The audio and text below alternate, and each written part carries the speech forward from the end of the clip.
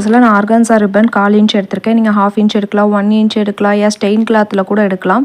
So இதை நான் 6 இன்ச்சஸ்க்கு ஸ்கேலில் அளந்து எடுத்திருக்கேன். ஸோ 5 பெட்டல்ஸ் எடுத்திருக்கேன். ரன்னிங் ஸ்டிச்சஸ் தான் இப்போ நான் போட போகிறேன். ஸோ இதே மாதிரியே நீங்களும் ரன்னிங் ஸ்டிச்சஸே போடுங்க.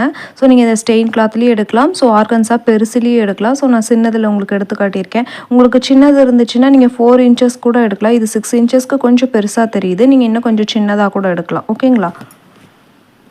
எடுத்துகிட்டு இந்த மாதிரி ரன்னிங் ஸ்டிச்சஸ் போட்டுக்கோங்க. போட்டுட்டு 6 இதையும் இப்போ நான் சேர்த்து வச்சு முடிச்சு போட்டுக்க போகிறேன் நல்லா டைட்டாக.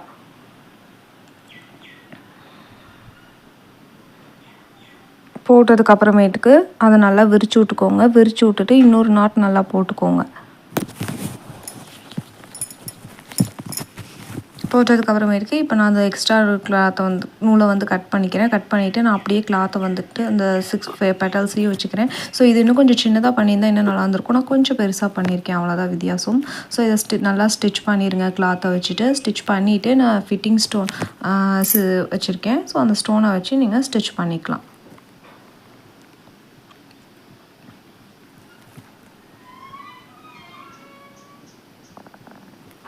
ஸோ ஸ்டிச் பண்ணிவிட்டு fitting stone.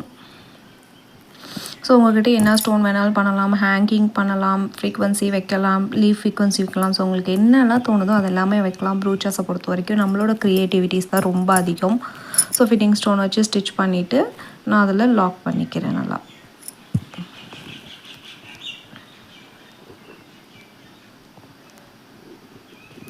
So next designs நம்ம என்ன பார்க்க போகிறோம் அப்படின்னா, இதுவும் ஒரு டைப் ஆஃப் ஃப்ளவர்ஸ் டிசைன் தான். இது நீங்கள் ஆர்கன்ஸாவிலையும் பண்ணலாம், இதுலேயும் பண்ணலாம். அதே 6 இன்ச்சஸ்க்கு நான் இப்போ இது ஸ்டெயின் கிளாத் எடுத்திருக்கேன். ஸோ ஸ்டெயின் கிளாத் எடுத்துகிட்டு ரன்னிங் ஸ்டிச்சஸ் தான் போட போகிறேன். ஆனால் அதுவும் க்ராஸாக போட போகிறேன். ஸோ நீங்கள் இதே மாதிரி நீங்களும் க்ராஸாக போட்டுட்டு அந்த மீதி க்ராஸை கட் பண்ணணும்.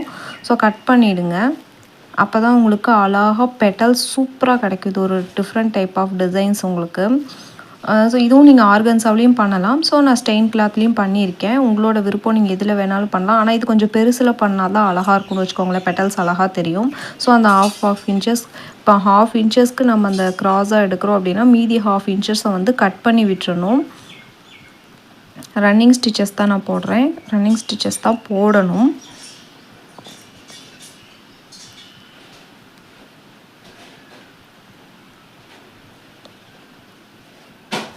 ஸோ இந்த மாதிரி நான் 6 பெட்டல்ஸ் எடுத்திருக்கேன். 6ஐயுமே நான் அந்த மாதிரி கோத்துக்கிறேன்.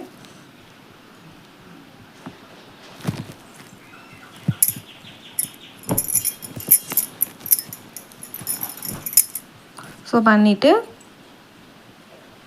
இதையும் அதே மாதிரி இழுத்து வச்சு கட் பண்ண நாட் போட்டுக்கலாம்.